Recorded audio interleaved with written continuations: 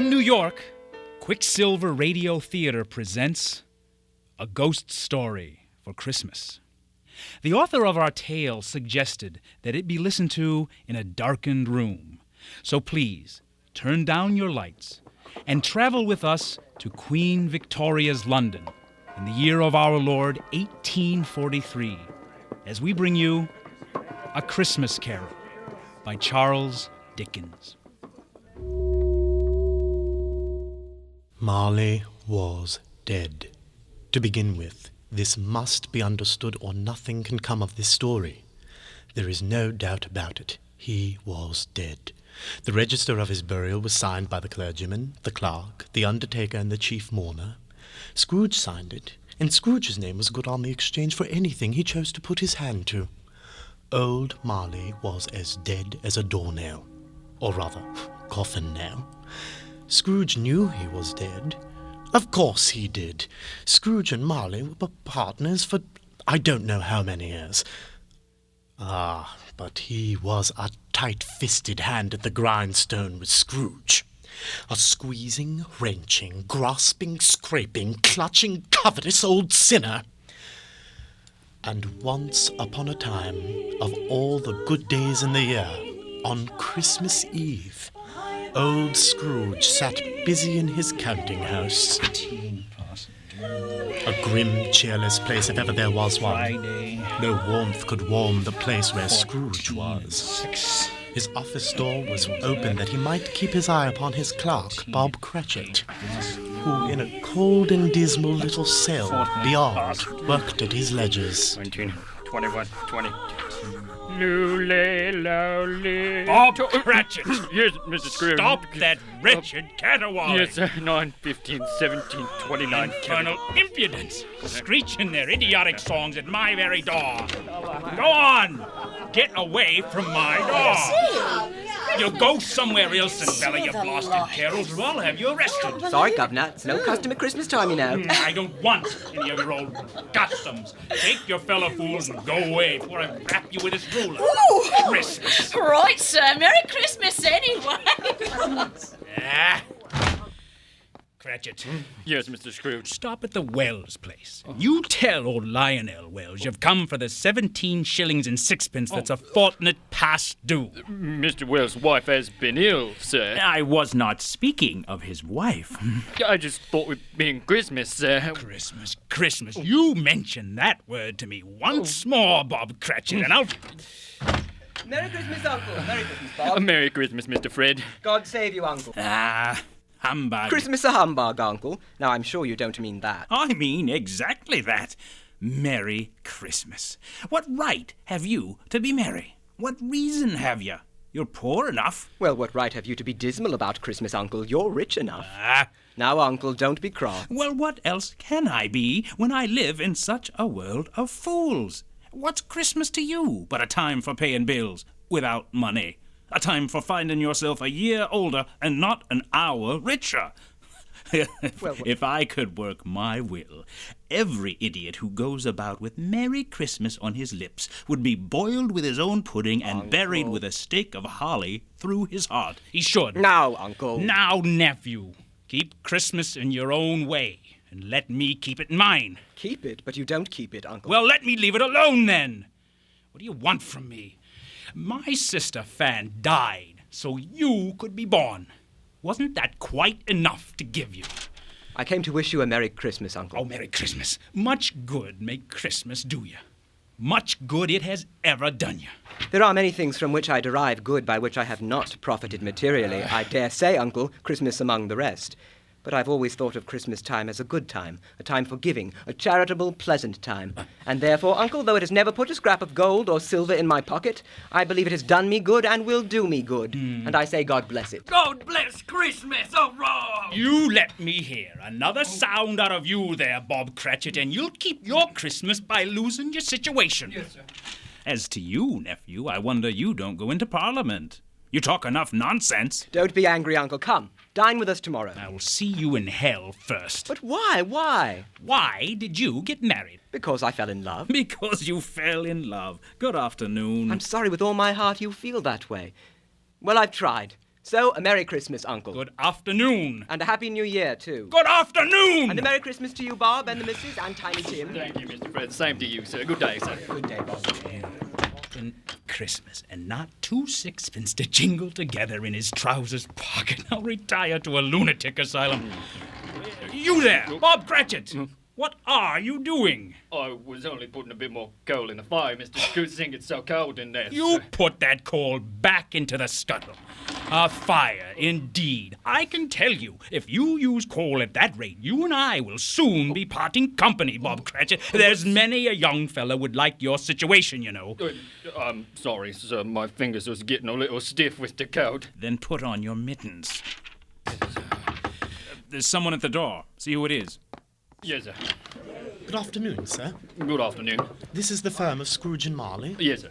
I should like to see the head of the firm, if I may. Very good, sir. What is it? Gentleman to see you, Mr. Scrooge. Have I the pleasure of addressing Mr. Scrooge or Mr. Marley? Well, you haven't the pleasure of addressing Mr. Marley. He's been dead 7 years tonight.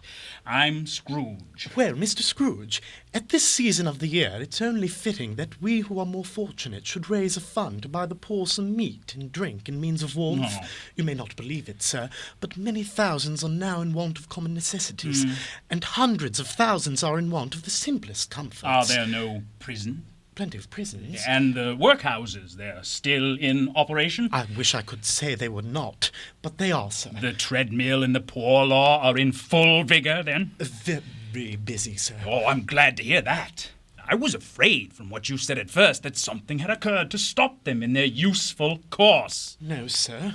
All these institutions that you mentioned are flourishing. Nevertheless, it is true that some provision for the poor and the destitute must be made. Few of us on the exchange are endeavouring to raise such a fund, you see.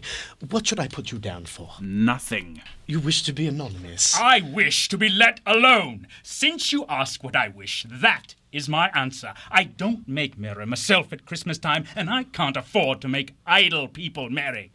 I help to support the establishments that I mentioned. They cost enough.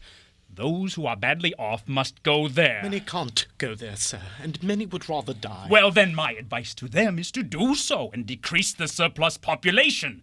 Besides, I've only your word for it that this is all so. It is so, Mr. Scrooge. So be it then. It's not my business. It's enough for a man to understand his own business and not to interfere with other people's. Mine occupies me constantly. Good afternoon, sir. I quite understand, Mr. Scrooge. Good afternoon. Cratchit, show this gentleman out. Oh, yes, sir. This way, sir, please. Sir, I couldn't help overhearing. I should like to contribute tuppence. It isn't much, but it's all I can afford. And there are others in worse situations than I. You're a generous fellow. I wish I might say so of your employer. Oh, Cratchit! Yes, sir. Merry Christmas. Merry Christmas, sir. Close that door. Yes, sir. 24, 31, 1, carry 3. New scarlet tippet for Tiny Tim. A comb for Martha. Cratchit! Yes, sir. It's too late to do any business now. They spent. You may as well close up. Yes, sir. It's getting a little dark, hard to see the figures. Now, you'll want the entire day tomorrow, I suppose. If it's quite convenient, sir. Oh, it's not convenient. And it's not fair. If I was to stop half a crown of your wages, you'd think yourself very ill-used, I'll be bound. Well, sir, And yet, you don't think me ill-used when I pay a day's wages for no work. It's only once a year, sir. Once a year.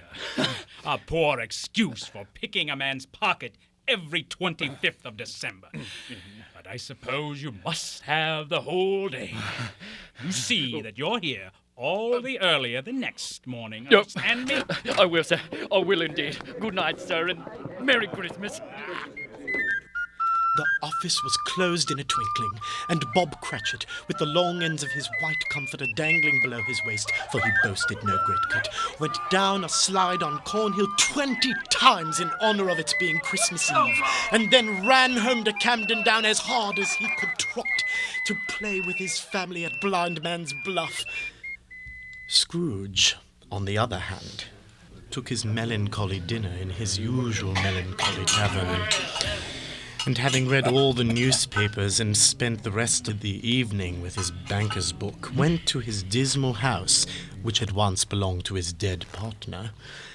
The yard was so dark that even Scrooge, who knew its every stone, had to grope with his hand through the fog and the frost to find the door. Now, explain to me, if you can, how the knocker, very ordinary, if somewhat large, now showed the face of Jacob Marley. Must be rusting. But rust does not have its own dismal light about it, nor does it have spectacles upon its forehead, nor long hair stirring upwards as if by hot air. It's humbug. This did make Scrooge a bit irresolute. When he started up the stairs, gloomy though they were, he was unnerved to seem to see a great black hearse going up before him. Just shadows. Cheap candles.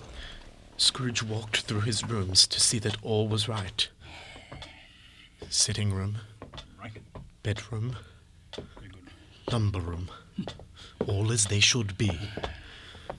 Nobody under the table, nobody under the sofa, nobody under the bed, nobody in the closet. Closed the door. He locked himself in, double-locked himself in, which was not his custom, and took off his cravat, put on his dressing gown, slippers and nightcap, and sat down before the pitiful fire to take his gruel. He chanced to glance upon an old disused bell on the mantel. It had been years since it had called a servant, so it fed a growing dread in Scrooge when it slowly began to vibrate, then swing, then peal. He looked to the poor low fire for reassurance, and it leapt up. Ebenezer Scrooge! It's all humbug. I need a good night's sleep, that's all. I won't believe it. Someone's in the cellar. But that door is double locked. Something's coming. Something's coming closer. It's outside my door. Ebenezer Scrooge! Ebenezer Scrooge! No! What do you want with me? I want much of you, Ebenezer. Who are you? Ask me who I was. You're very particular for a ghost. Who are you then? In life, I was your partner, Jacob Marley. But you died 7 years ago. I've sat beside you invisible for many a day. You can sit down. I can. Well, do it then.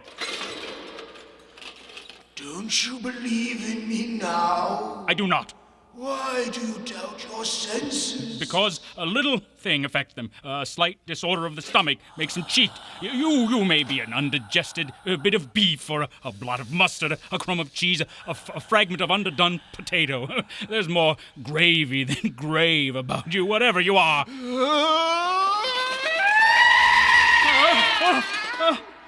Man of the worldly mind, do you believe in me or not? I do, I must. But why do you walk the earth? Why do you come to me? It is required of every man that the spirit within him should walk abroad amongst his fellow men and travel far and wide. And if that spirit goes not forth in life, it is condemned to do so after death. In life, my spirit never roamed beyond the narrow limits of our money-changing home. You're fettered. Why? I wear the chain I forged in life. I made it link by link and yard by yard of my own free will. Is its pattern strange to you? I see cash boxes, keys, padlocks, ledgers, purses. Yours was as heavy and as long as this 7 Christmases ago. You have labored on it since, Ebenezer. Speak comfort to me, Jacob. I have none to give. It comes from other regions to other kinds of men. I cannot rest, I cannot stay. I cannot linger. Many weary journeys lie before me. You must be very slow about it, Jacob. 7 years dead and traveling all that time. I travel on the wings of the wind. 7 years of unceasing remorse. Ebenezer, do you not know that no space of regret can make amends for one's life's opportunities miss you? But you were always a good man of business, Jacob. Mankind was my business. Charity, mercy, benevolence, they were all my business. The dealings of my trade were but a drop of water in the comprehensive ocean of my business. Don't take on so now, Jacob. Oh, captive, bound and double-ironed. Hear me, Ebenezer. My time is nearly gone. I'll listen, Jacob. I'll listen. Speak. But don't be so flowery. At this time of the rolling year, I suffer most. Why did I not follow the star that led the wise men to a poor abode? I am here to warn you that you have yet a chance and hope of escaping my fate. A chance that I have procured for you, Ebenezer. You always were a good friend to me, Jacob. Thank you. You will be haunted by 3 spirits. Is that the only chance and hope, Jacob? It is your only chance and hope. Well, then I think I'd rather not. Without their visits, you cannot hope to shun the path they tread. Expect the first tomorrow, when the bell tolls 1. Couldn't I take them all at once and have it over? Ebenezer! For your own sake, remember what has passed between us. Behold, my fellow beings! We ache to intercede for good in your world, but cannot. We witness what we cannot share, but might have shared on earth and turned to happiness. Look to see me no more. And remember, look for the first spirit when the bell tolls 1. Marley! Jacob, Marley! Scrooge tried to say humbug, but could not, and quite fatigued by emotions rare to him, glimpses of other worlds and the lateness of the hour, he stumbled to his bed and fell instantly asleep.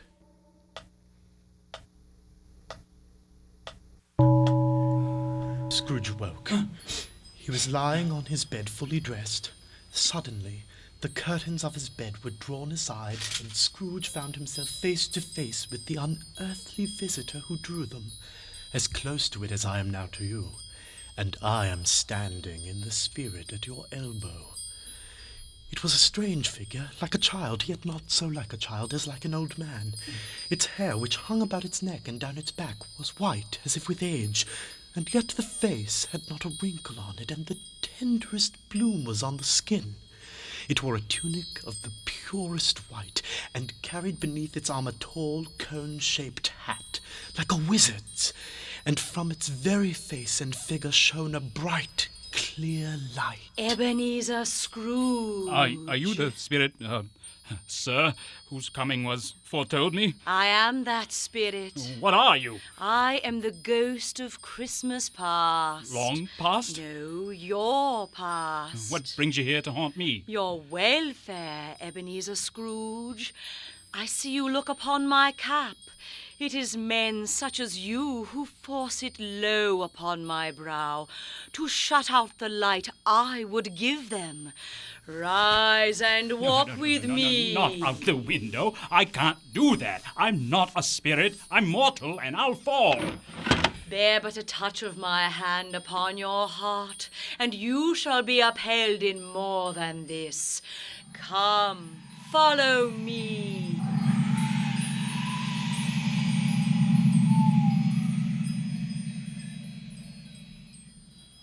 What's become of the city? There's snow upon the ground. Where are we? These are the shadows of the things that have been. Do you recognize this countryside? I know every inch of it, every rock and tree. And that bleak building over there? that building. I was a boy there.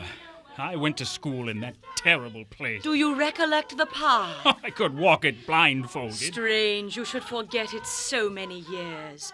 Come, let us go closer. Look through the window into that cold, barren room. What do you see, Ebenezer Scrooge? 1 times 6 is 6. 2 times 6 is 12. I see 3 a boy. times A 6 is 18. solitary child, 4 times neglected by his family, 5 times alone. 6 is 30. 6 I times see. 6 is 36. I know that boy. 7 times My 6 is only 44. friends were in 8 books. times I 6 was is so lonely. 9 times Mother 6 was is dead. 54. Poor 10 times boy. 6 is Your lip is trembling, 11 times Scrooge. 6 is 66. And what is that on your 12 cheek? times 6 is Nothing. 72. I wish I...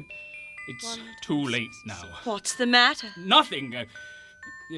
The waifs came to my door singing Christmas carols last night, and there was a boy like that among them. A poor, thin little boy in a ragged coat.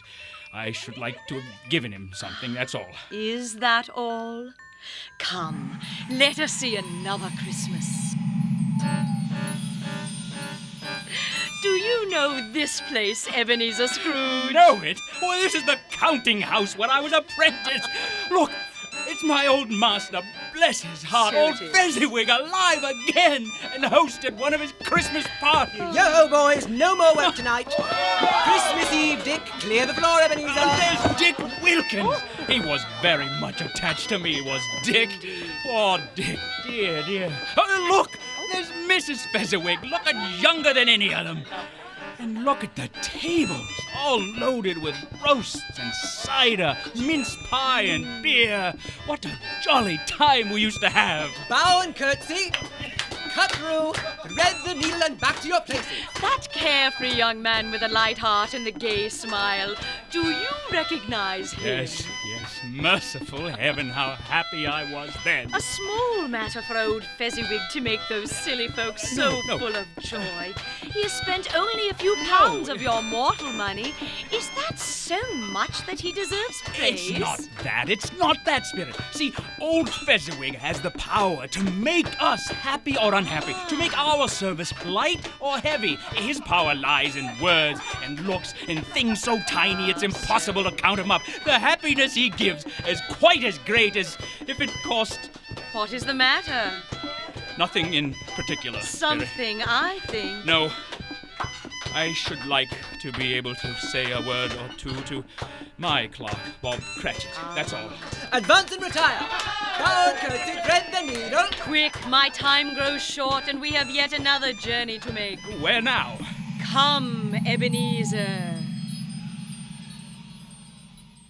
Here in this little room with a fair young girl by your side. No. Do you recognize yourself, Ebenezer? No. Spare me this. You're older now, a man in the prime of life. Your face has begun to wear the signs of care and avarice. No. Your eyes are greedy, the eager, restless eyes of a miser. No, please. She knows it, that girl by your side. There are tears in her eyes. It matters little, Ebenezer, to you. Very little, I know that. Belle, have I changed toward you? When we were engaged, we were both poor. Was it better then? Better to be poor? Better at least to be happy. You've changed. You were another man then. I was a boy. Do you blame me because I've grown wiser in the ways of the world? Have I ever tried to break our engagement? In words, no, never. In what then? In a changed nature, in an altered spirit, in everything that made my love of any value in your sight. Would you seek to win me now? Belle, I release you from your promise. Belle! At first it may cause you pain to lose me. A very brief pain. But soon it will be dim like an unprofitable dream. And you will be glad to be awake from such a dream. May you be happy in the life you have chosen, Ebenezer. For the love of him you once were. Spirit, why do you delight in torturing me? Show me no more. These were the shadows of the things that have been. That they are what they are, do not blame me. One shadow more. No, I don't wish to see it. No more. Come. Do you see this man, Ebenezer Scrooge? This man might have been you, and the woman beside him your wife. And that girl might have been your daughter, Ebenezer Scrooge. She might have called you father. She might have been a springtime in the haggard winter of your life. Spirit, let me go. Take me home. Listen now, while they speak, Ebenezer. Belle, I saw an old friend of yours today. Who was it? Guess. How can I? Oh, I know. Mr. Scrooge. Mr. Scrooge it was. I passed his office window. It wasn't shuttered, and there was a candle inside, so I couldn't help seeing him. His partner Marley lies at the point of death, I hear. Oh. And there Scrooge sat all alone, quite alone in the world, I do believe. Spirit, I cannot bear it. Leave me. Haunt me no longer. Take me back. Take me back. Looking upon the ghost, Scrooge was startled to see that it seemed to have taken on something of all the faces it had shown him.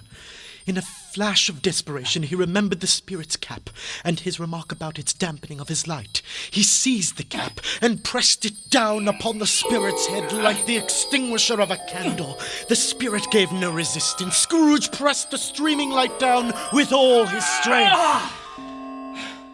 And finding himself in his own bedroom, and once again exhausted, he reeled to his bed and fell into a heavy sleep.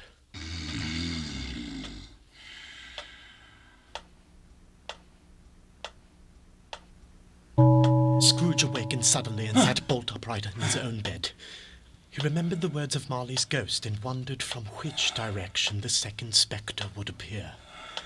At that moment, nothing between a baby and a rhinoceros would have astonished him very much. Now, being prepared for almost anything, he was not by any means prepared for nothing. And consequently, when no shape appeared, he was taken with a violent fit of trembling. 5 minutes, 10 minutes, a quarter of an hour went by, yet nothing came. Then, as he sat in his bed, he became aware gradually of a great blaze of ruddy light that seemed to shine upon him from the adjoining room. He got up softly and shuffled in his slippers to the door. It was his own sitting room, no doubt about that, but it had undergone a surprising transformation. The walls and ceiling were so hung with living green that it looked a perfect grove, from every part of which bright, gleaming berries glistened. And such a mighty blaze went roaring up the chimney as had never been known in Scrooge's time, or for many and many a winter season gone.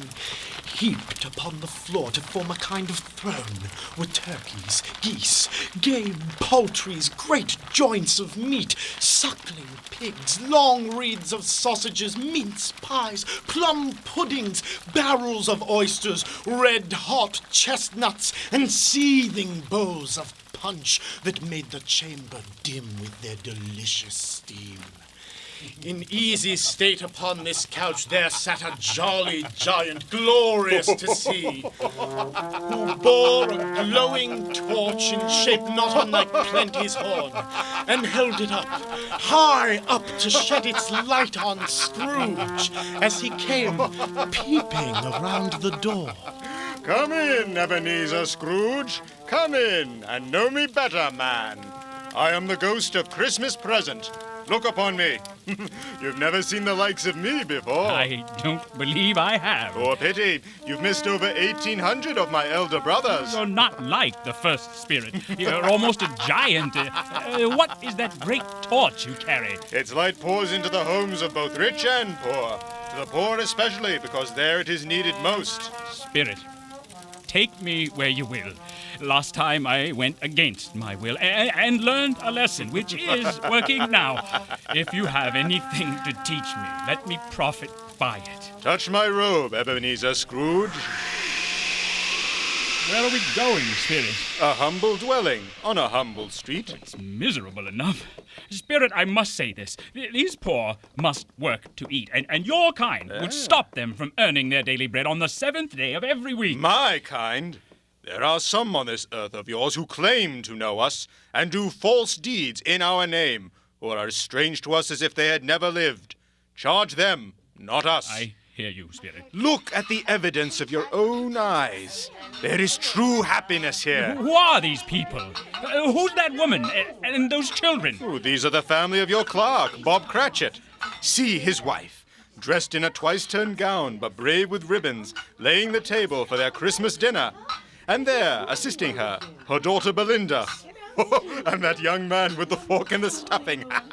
That's Master Peter Cratchit. And the two little Cratchits. Listen well, Scrooge. Yes, Mother. Oh, quiet, children, quiet. Oh, bless your heart, Martha, my dear.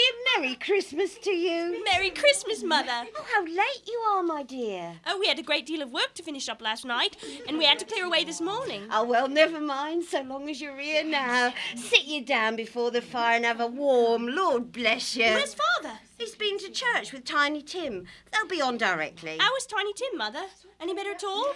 Sometimes I think he is, and sometimes I think, oh, dear God, if anything should happen to Tiny Tim. Mother, you mustn't even think of such a thing. Here they come, Father and Tiny Tim. Merry Christmas, everybody.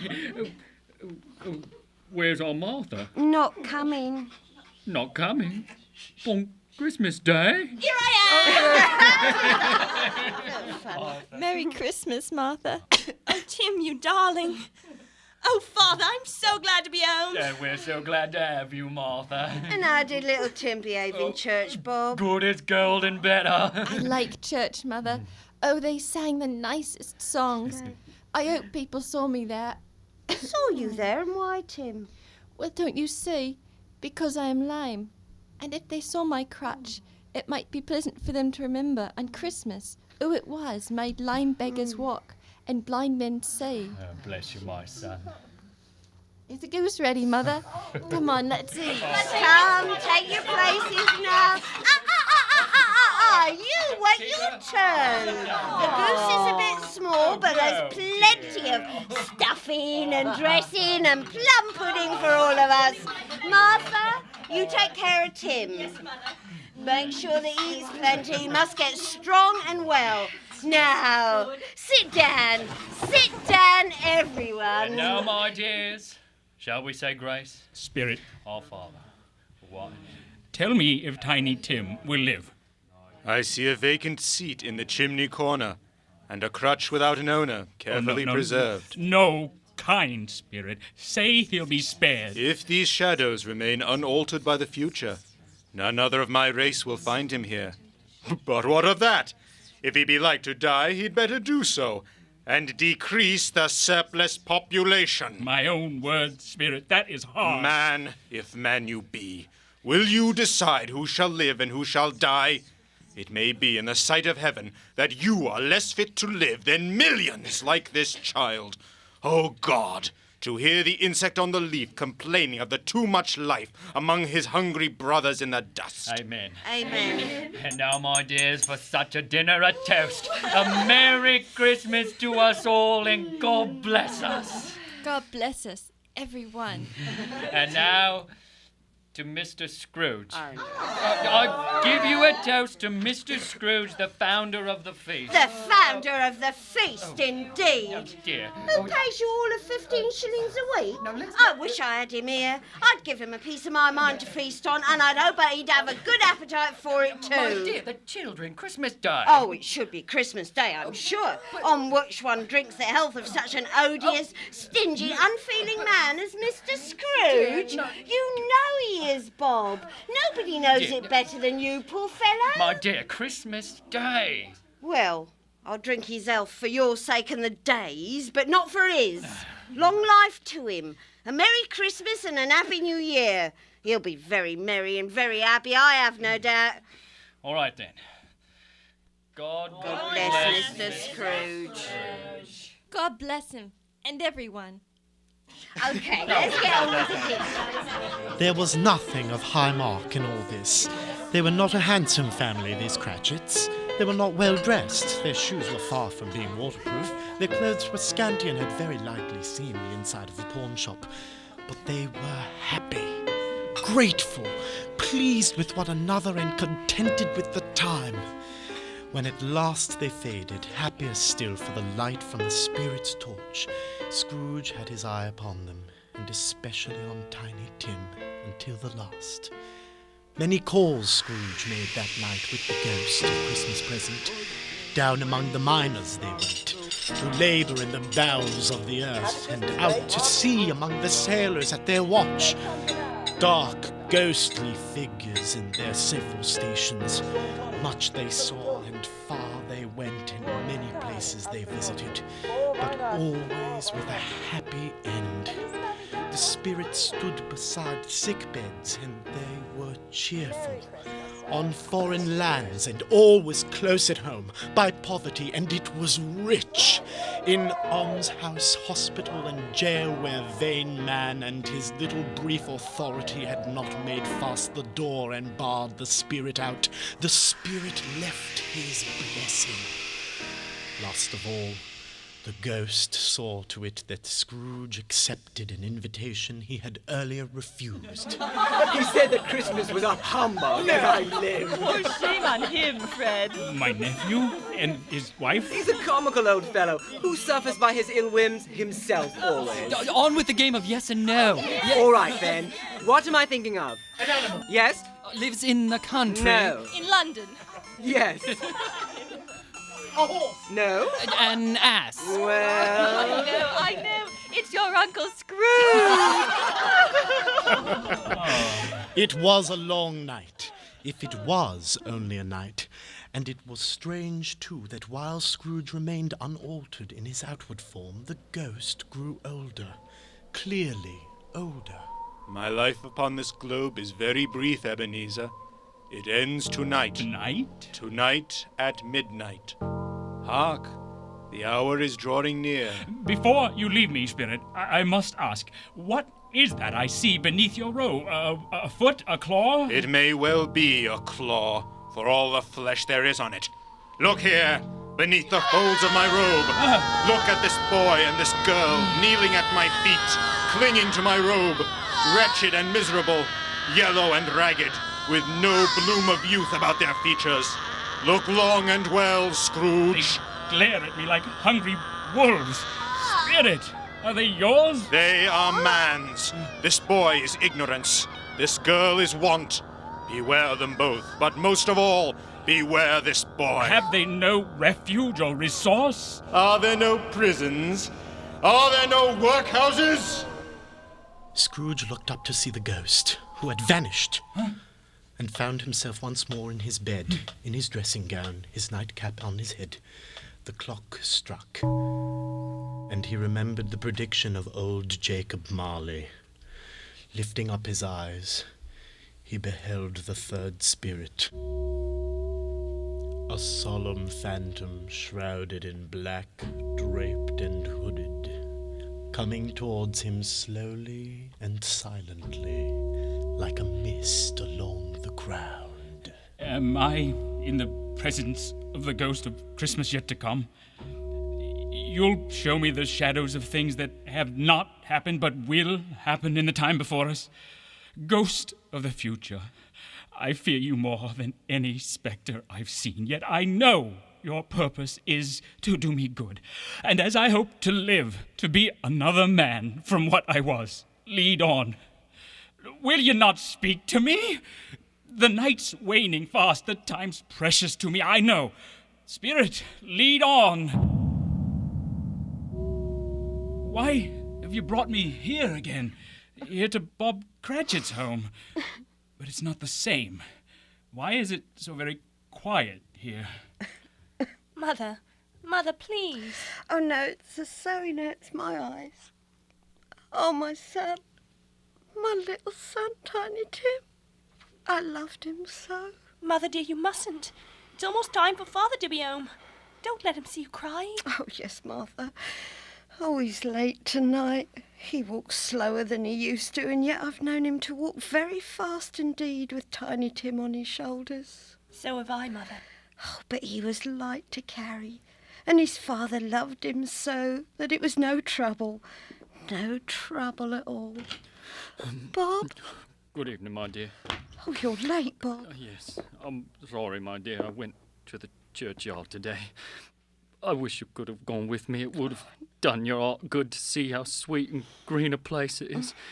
But you'll see it often. I promised him, yes. I promised Tiny Tim we'd walk there on a Sunday. Oh, Father dear. It's God's will, Bob. I'm trying to understand it, my dear. My son, my little son, Tim, I loved him so. Oh, that's cruel, Spirit. Can't you give me one ray of hope that I may change all that Tiny Tim may live? Where have you taken me now? The exchange, Spirit? What is there for me to learn here? Who are those men? I don't know much about it either way. I only know he's dead. When did he die? Last night, I believe. It's likely to be a very cheap funeral, for upon my life, I don't know of anybody to go to it.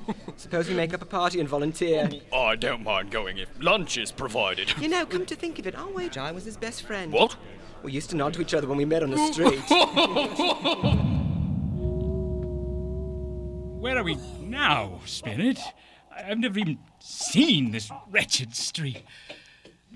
I'm cold. What is this place? A pawnbroker's? What have you now then, Mrs. Jim?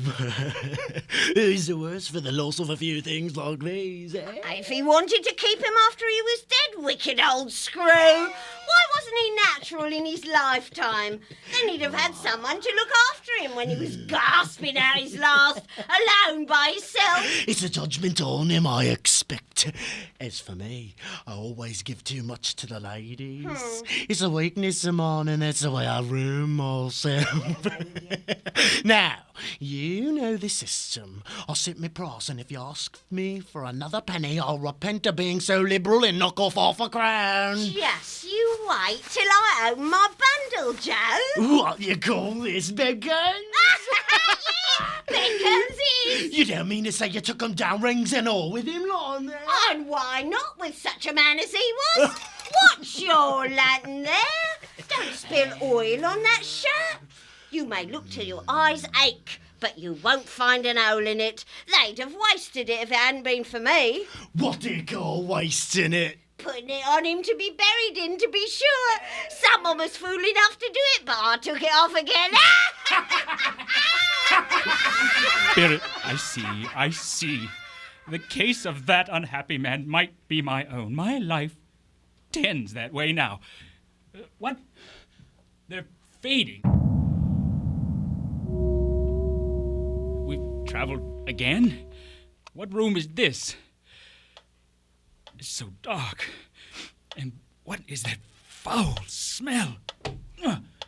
What's that? A bed? It's bare. No curtains. I feel a ragged sheet. What do you point towards, Spirit? Oh, merciful heaven, a body. A corpse. Oh, and rats. This is a fearful place. Let us leave it, Spirit. I shall not leave its lesson, trust me.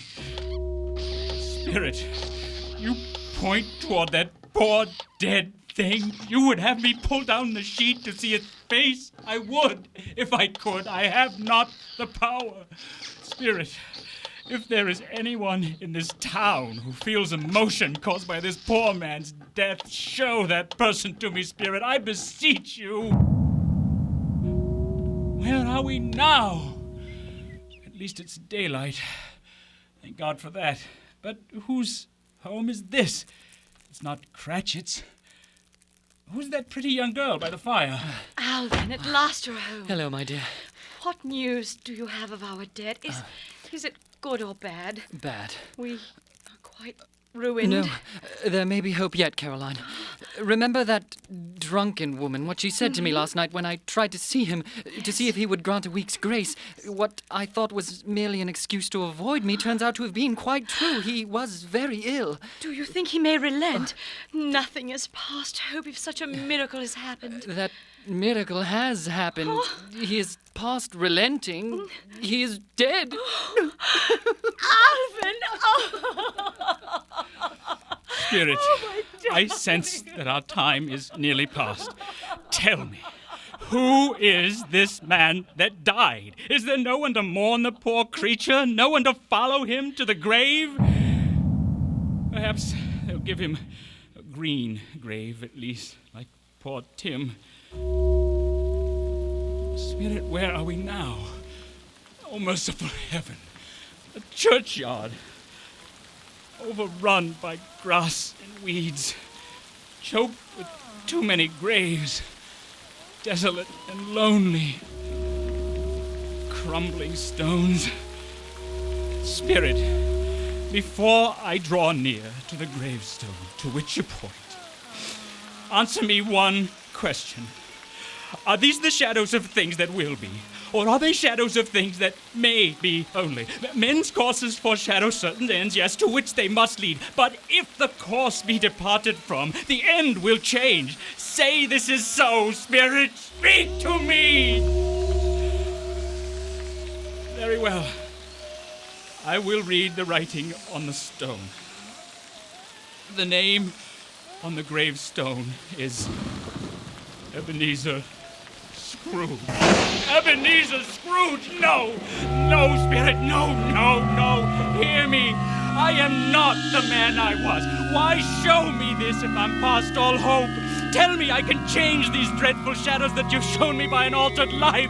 I'll honor Christmas in my heart. I'll try to keep it all the year. I'll live with the past, the present, and the future. I'll not shut out the lessons that they teach. Tell me, Spirit. Tell me that I may sponge away the writing on that stone. Spirit, I take your hand. I promise on my knees. I promise. What's this? It's my own bedpost. I'm home in my own room. The bed curtains are torn down and the sun is shining. It's clear, it's bright, no fog. A beautiful day, oh, glorious, glorious. Oh, the boy. Yes, sir? What's today? What day is it, my fine fella? Today? Why, it's Christmas Day, sir. Christmas Day! I haven't missed it. The spirits have done it all in one night. Of course, they can do anything they like. Thank you, spirits. Thank you, heaven. Thank you, Jacob. How's that? Listen, my lad. Do you know the poulterer in the next street? I should say I do. Oh, an intelligent boy, a remarkable boy.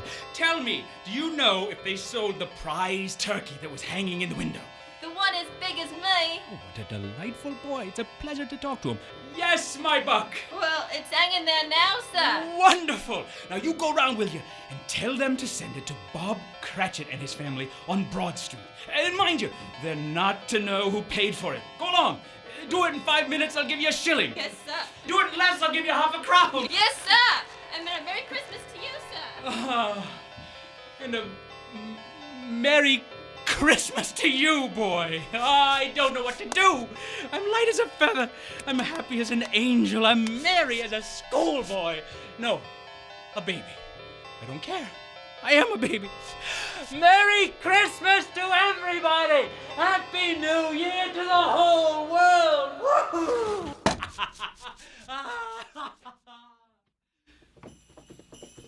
Merry Christmas. Merry Christmas, sir. My dear sir, how do you do? I beg your pardon. Well, you, sir, aren't you the gentleman who came to my office in regard to that charity? Mr. Scrooge? I'm sorry my name is not pleasant to you. A Merry Christmas to you. Yes, sir. Allow me to ask your pardon, sir. And will you have the goodness to accept... I prefer to whisper this. Lord bless me, my dear Mr. Scrooge, are you serious? If you please. Now, not a farthing less. A great many back payments are included in it, I assure you. Will you do me that favor? My dear sir, I don't know what to say to such generosity. Don't say anything, please. I can't speak now. I must keep an engagement. But come and see me. Will you come and see me? I will, indeed. Oh, thank you. I'm much obliged to you. I thank you 50 times. Bless you. Merry Christmas. Merry Christmas.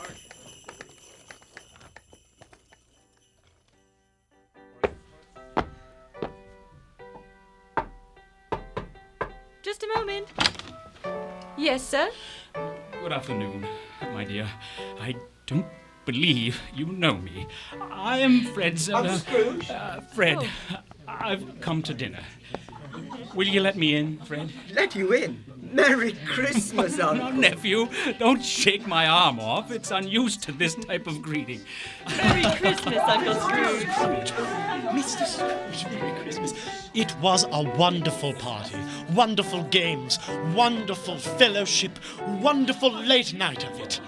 But the next morning, Scrooge was early in his office. He went early for a reason. If he could only be there first and catch Bob Cratchit coming late. That was the thing he'd set his heart upon. And he did it. The clock struck 9. No Bob. 1:15. No Bob. Scrooge sat with his door wide open that he might see him come in. At last he came. His hat was off before he opened the door, his comforter too. He was on his stool in a jiffy, driving away with his pen as if he were trying to overtake 9 o'clock. Hello, you there, Cratchit? Yes, sir. Step this way, if you please, Cratchit. What do you mean by coming in at this time of day? Oh, I'm very sorry, sir. I am behind my time. Yes, I think you are. Oh, it's only once a year, Mr. Scrooge. It shall not be repeated. I was making rather merry yesterday, sir. I'll tell you what, my friend. I'll not stand this sort of thing any longer. But, sir... And therefore, Bob Cratchit, I'm about to raise your salary. Mr. Scrooge, are you quite yourself, sir? No, thank heaven I'm not quite myself. A Merry Christmas, Bob. A merrier Christmas, my good fellow, than I've given you in many a year. I shall raise your salary, and we'll see what we can do for Tiny Tim and the rest of your family. We'll discuss it all this very afternoon over our Christmas bowl of steaming punch. Go on, make up the fire. And you buy another coal scuttle before you dot an I, Bob Cratchit. Scrooge was better than his word. He did it all, and infinitely more. To Tiny Tim, who did not die, he was a second father. He became as good a friend, as good a master, and as good a man as the good old city knew, or any other good old city, town, or borough in the good old world. Some people laughed to see the alteration in him, but he let them laugh, and little heeded them. His own heart laughed. That was quite enough for him. He had no further intercourse with spirits, but lived upon the total abstinence principle ever afterwards. And it was always said of him that he knew how to keep Christmas well.